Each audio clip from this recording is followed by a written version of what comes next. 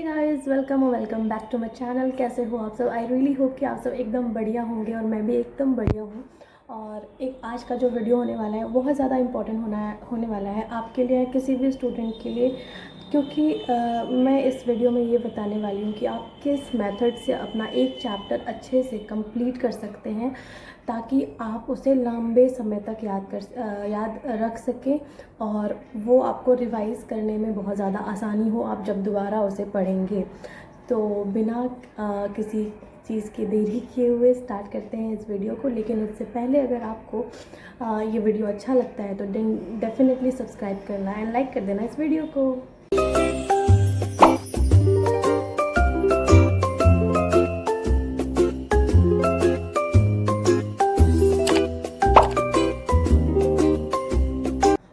तो सबसे पहली बात, जब आप कोई भी चैप्टर पढ़ते हैं पहली बार तो आप क्या करते हैं, या तो अपने किसी टीचर से पढ़ते हैं या ऑनलाइन ऑफलाइन किसी से भी, या कई बार सेल्फ स्टडी करते हैं।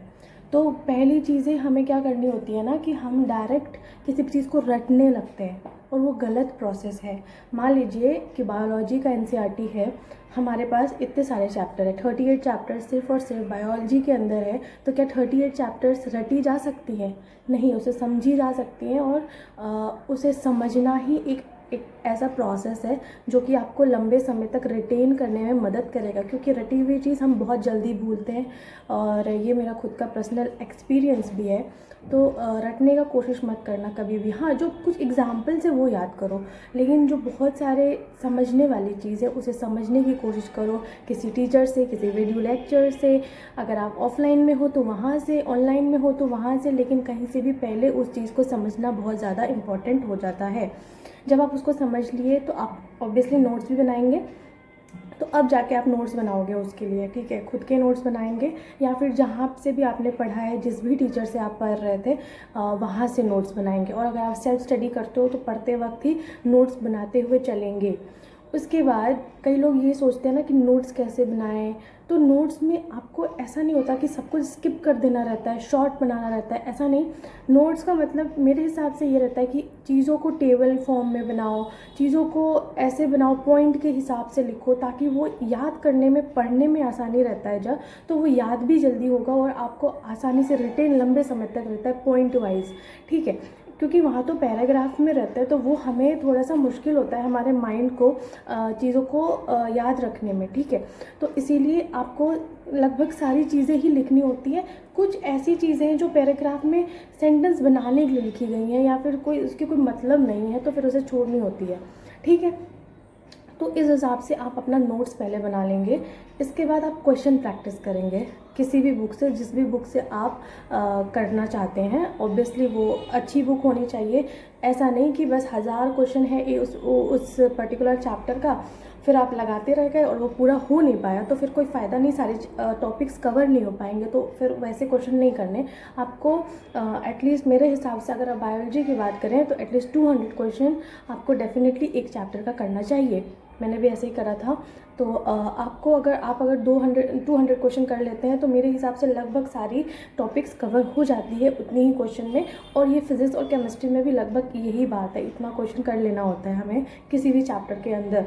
तो और दूसरी बात कि आपके पास मान लीजिए 3-4 बुक है, ठीक है, 3-4 बुक से किसी बुक से आपने 50 सवाल लगा लिए, किसी में से 15, किसी में से 20। तो ऐसे भी नहीं करना होता। प्लीज़ एक बुक को फॉलो करिए और उसी बुक से आप क्वेश्चन प्रैक्टिस करिए, क्योंकि वो आपको एक देखिए, कोई भी जो बुक है ना हमारे पास तो वो ऐसे टॉपिक वाइज ही सवाल रहता है उसमें, या फिर टॉपिक वाइज लिखा नहीं भी रहेगा ना तो वो स्टार्टिंग के टॉपिक वाला सवाल रहेगा, फिर ऐसे ऐसे करके लास्ट तक। तो एक बुक पकड़िए और उसके शुरू से लेकर लास्ट तक का सवाल करिए, जिसकी वजह से आपको फिर पता लगेगा कि आपने जो ये इतना पढ़ा, इसके बाद समझा, नोट्स बनाया, तो उससे आपने कितना रिटेन किया है चीज़ों को और आप क्या अप्लाई कर पा रहे हो क्वेश्चन के अंदर। तो अगर आप अप्लाई कर पा रहे होगे तो ऑब्वियसली सही होंगे। कुछ क्वेश्चन आपके डाउट होंगे तो वापस से जाके देखना कि बुक में है कि नहीं, वो कहाँ पे है, किस लाइन में है, उसे देखना। फिर वो चीज़ अपने नोट्स में भी लिख लेना कहीं पे अगर वो छूट गई है तो, ठीक है। इस तरह से आपको करना रहता है। और कुछ सवाल अगर आपके बुक से, मान लीजिए एनसीईआरटी के बाहर से है, बायोलॉजी की बात कर रही हूँ, तो आपको भी उसको ना अपने नोट्स में ऐसे बना के लिख लेना होता है, क्योंकि कुछ सवाल ऐसे होते हैं जो आप अभी गलत कर रहे हो वो 6 महीने बाद भी गलत करोगे, पेपर में, टेस्ट में, हर जगह गलत हो जाता है। क्योंकि मेरे साथ ऐसा बहुत होता था, कुछ एक सवाल जो मैं छोड़ देती थी ना कि अरे ये तो याद ही रह जाएगा, नहीं लिखी, तो वो गलत होते ही गया और होते ही जाता है। क्योंकि हमारा माइंड मतलब उसी को बार बार देखते कि हाँ यही होगा आंसर, यही होगा। तो इसलिए उसको प्लीज़ लिख लो कहीं पे जहाँ पे भी नोट्स बनाया है, और उसको बार बार जब वापस से उस चैप्टर को पढ़ोगे तो आपको रिकॉल करने में आसानी रहेगी। तो ये हो गई आपकी क्वेश्चन प्रैक्टिस। 3 चीज़ें मैंने बता दी। 4th चीज़, आपको टेस्ट देना रहता है। जब आप टेस्ट देंगे तो टेस्ट में आपको डेफिनेटली पता चलेगा ना कि आपने एक्चुअली में कितना रिटेन किया है ना। तो टेस्ट डेफिनेटली देना चाहिए किसी भी चैप्टर के बाद। जब भी आपका टेस्ट होता है, टेस्ट कभी भी मत छोड़िए, और उस टेस्ट को देने के बाद आपको पता चलेगा कि आपका अब कौन से टॉपिक में गलत हो रहा है या कौन से सवाल गलत हो रहे हैं। तो वो सवाल आप वापस से जाकर उसी नोट्स में जाकर लिख लेंगे कि ये मेरा गलत हो रहा है। इस तरह से आपका वो जो नोट्स है ना, जब आप 6 महीने बाद भी पढ़ने जाओगे तो आपको एकदम सारा कुछ रिकॉल करने में आसानी रहेगा। क्योंकि आप 6 महीने बाद दोबारा से वही टीचर या वही नोट्स फिर से नहीं बना सकते। इसीलिए नोट्स बनाना बहुत ज़्यादा इंपॉर्टेंट है, क्योंकि उसमें आपने पहले नोट्स बना लिया, जो आपके टीचर ने कहा, बुक से पढ़ा तो वो लिख लिया, क्वेश्चन सॉल्व किए तो वो भी कुछ गलती हो गई तो वहाँ लिख लिया, टेस्ट दिया तो टेस्ट में कुछ गलत हो गए तो वो भी वहाँ लिख लिया। कहने का मतलब आपने उस नोट्स के अंदर जितनी भी गलती होने की गुंजाइश थी वो सारी चीज़ें आपने जब वहाँ लिख ली है तो आपकी वो कभी फिर गलत नहीं होगी। और ये जो चीज़ें मैं बता रही हूँ ये मैंने खुद भी ट्राई करा हुआ है, तो मुझे काफ़ी हेल्प मिलता था कई सारे चैप्टर में। कई मतलब मैं तो कुछ चैप्टर के अंत में नहीं बना पाई टाइम के प्रॉब्लम के वजह से, या फिर मुझे कोई बताने के लिए नहीं था। बट अब मैं जब ये सब करके आई हूँ तो मुझे लगता है कि मुझे अपने एक्सपीरियंसेस आपको डेफिनेटली शेयर करना चाहिए। तो मैंने ये सारी पॉइंट आपको कवर कर दिए हैं। एक बार फिर से बता देती हूँ। सबसे पहले आपने पढ़ना है, पहली बार जब कोई भी चैप्टर पढ़ते हैं उसके बाद उसके नोट्स बनाने हैं, क्वेश्चन सॉल्व करना है, क्वेश्चन में जो गलती होगी वो नोट्स में वापस से लिख लेना है, फिर टेस्ट देना है, और टेस्ट देने के बाद फिर अगर कोई गलती होती है, कुछ मिस्टेक होता है तो वो भी नोट्स में लिखना है, और फिर उसको मल्टीपल रिवीजन में लाना है ताकि वो चैप्टर आपका एकदम परफेक्ट हो जाए। आई रियली होप कि आपको मेरा ये वीडियो पसंद आया हो, और अगर पसंद आया है तो डेफिनेटली लाइक और सब्सक्राइब कर देना, और कमेंट करना कि कैसा लगा ये वीडियो।